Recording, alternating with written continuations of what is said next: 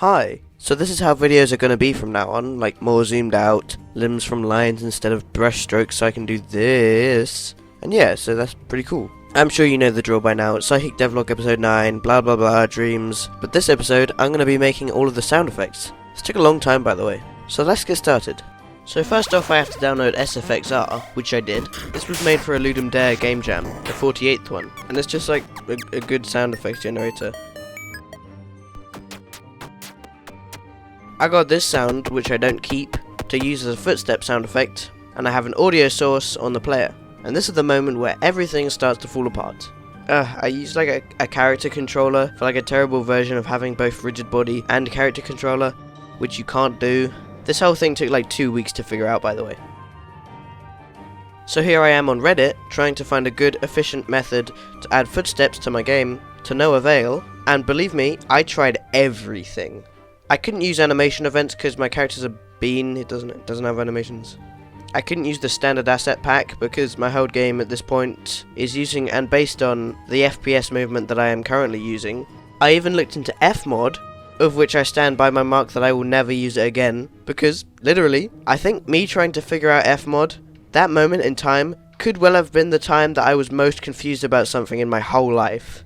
I tried getting the audio manager script from Brackeys, and using a super scuffed method of playing a looped sound effect of walking whenever I was colliding with these triggers on the floor, and holding down either like W, A, S or D. That didn't work because pressing one of them would enable a game object that played the sound effect on loop, and letting go would disable it. So if I was holding like W and D, then if I let go of W, but I was still holding D, then I wouldn't be able to play the sound effect for moving because it turned off the game object as soon as I let go of W. Now I have a method of which I had to have a script that when added to an object makes it follow another assignable object but drags behind by a set amount. This is important because I can make it so that if something moves then I can trigger something, and if it stops moving then I can disable it using my own handy dandy event zone enter/exit script. Are you seeing why this is important? I can make something happen when something is moving and make it stop when they stop.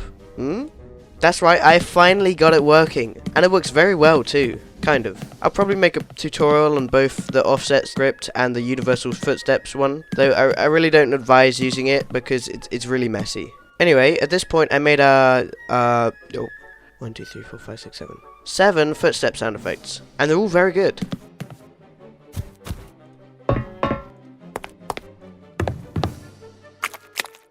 You want to know how I got the flesh squelch sound effect? It's just a sound effect from Slime Rancher. Why? What did you think I was going to say? Anyway, it just works.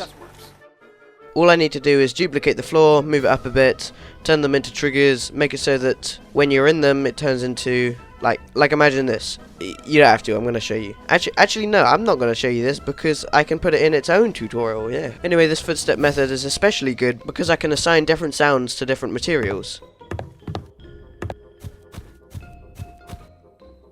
Now I'm making it so that as the tutorial dreams progress, the grass sound effects get slightly more fleshy and squelchy. I added some sound effects to the cutscene with some very well placed triggers as well. So, in the puzzle dreams, a question my brother asked is, where is the light coming from? Hello? Not you, I'm recording audio actually. I can cut this bit out, it's fine. It's fine, I can cut this bit out. It's really not an issue. Where is the light coming from? Because before it was just one point light on the ceiling. But now, I can get rid of the point light because we have some baked lighting.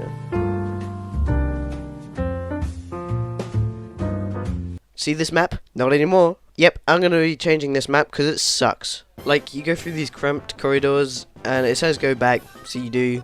And, wow, look, I'm trapped. Then, yeah, that's all the hints you get. So you go back to the sign and you're supposed to go back. Like, oh, haha, lol, I have to go backwards, back. And then what are you supposed to do?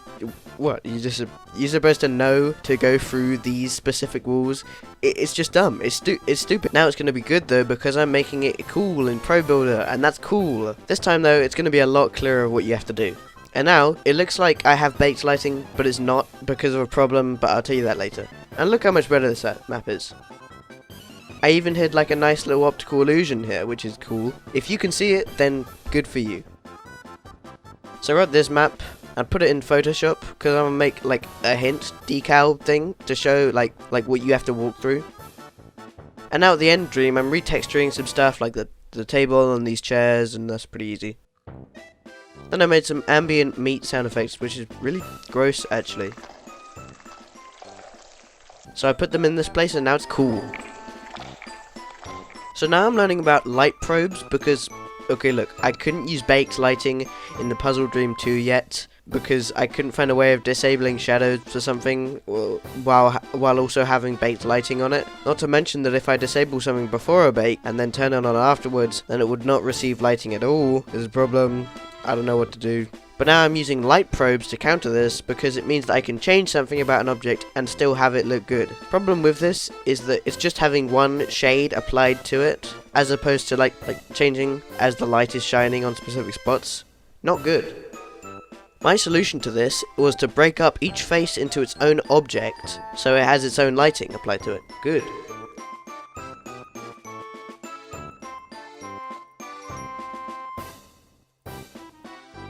Then I made some ambient crumbled sound effects.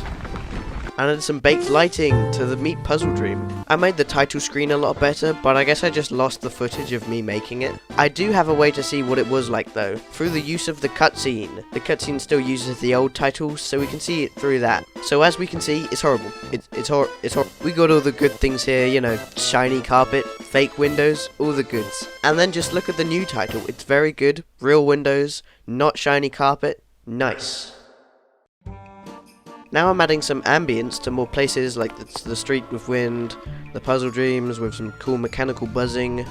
It's a sound effect from Portal, but who cares about that? Not me. Now I'm making some like item pickup sound effects, and it's gonna be like for the torch and the meat key. And I also added some sound effects for opening and closing doors, so that's cool. Now with the addition of that cool transition I made in the previous video, it has to have a cool sound. So I got this sound from like something. I know what it's from, but if you know, then put a comment in the comments. Then I saw this video by this guy on how to make a wiggly rope effect that all good games have. Anyway, whoa, that's crazy! How could this have happened?